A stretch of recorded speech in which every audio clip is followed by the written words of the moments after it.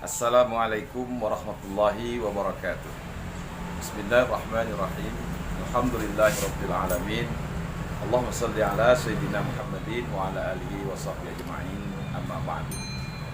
Para jamaah yang saya hormati dan saya muliakan, hari ini kita bersama-sama bersyukur atas segala nikmat dan karunia Allah, karena kita masih diberikan oleh Allah kesempatan untuk hidup di tengah-tengah kehidupan yang saat ini kita rasakan betapa besar nikmat Allah, mulai sejak kita bangun pagi sampai kita tidur kembali. Salawat dan salam kita sampaikan kepada junjungan kita baginda Nabi Muhammad sallallahu alaihi wasallam. Mudah-mudahan kita semua mendapatkan syafaatnya di yaumil qiyamah kelak. Amin ya rabbal alamin.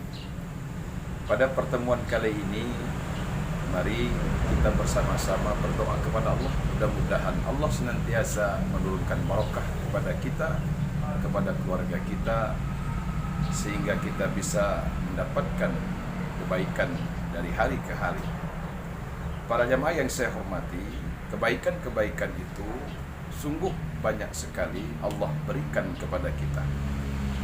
Dan peluang untuk melakukan kebaikan itu juga banyak Allah berikan. Tinggal kita mau memilih kebaikan mana yang pantas, kebaikan mana yang kira-kira bisa kita lakukan. Pada hadis Rasulullah SAW yang menyebutkan man kana yu'minu billahi wal yaumil akhir fal yukrim jarah. Barang siapa yang beriman kepada Allah dan hari akhir, maka muliakanlah para tetangganya. Menyambung dari kajian kemarin, bahwa pada poin ketiga ini Rasulullah SAW menyuruh kita untuk memuliakan, diantaranya adalah para tetangga kita. Kita hidup di masyarakat dan bergaul di tengah-tengah masyarakat di mana kita tinggal dan berdiam. Maka satu di antara kewajiban kita sesama muslim adalah menghormati para tetangga kita. Karena bagaimanapun, saudara kita yang paling terdekat adalah tetangga kita. Memang kita punya saudara kandung, kakak, adik, ataupun yang lainnya. Tapi manakala saudara-saudara itu tidak tinggal di sekitar rumah kita, maka saudara jauh juga. Artinya, yang terdekat saat ini saudara-saudara kita adalah siapa? Tetangga-tetangga kita. Maka itu Rasulullah SAW memberikan satu kebaikan bagi mereka-mereka yang tinggal di tengah-tengah masyarakat untuk memuliakan para tetangganya. Nah, bagaimana mungkin kita hidup sendirian sementara kita tidak peduli kepada para tetangga kita? Kalau kita ingin hidup sendirian, silakan hidup di tengah hutan. Di sana masih banyak makhluk dan saudara-saudara kita mungkin. Tapi itulah keadaan sekarang. Kita hidup di tengah-tengah masyarakat dan kita harus bergaul kalau ingin kita mendapatkan barokah dari Allah Subhanahu wa taala. Maka itu muliakanlah tetangga kita dengan cara menjaga apa yang perlu dijaga agar tetangga tidak tersinggung, agar kehidupan tetangga terus senantiasa baik. Maka itu agama mengatur berbuat baik kepada tetangga. Bagaimana cara berbuat baik kepada tetangga? Tentu tidak segampang apa yang saya katakan.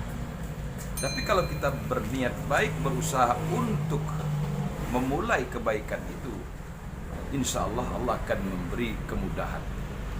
Maka itu cara terbaik untuk tetangga-tetangga kita.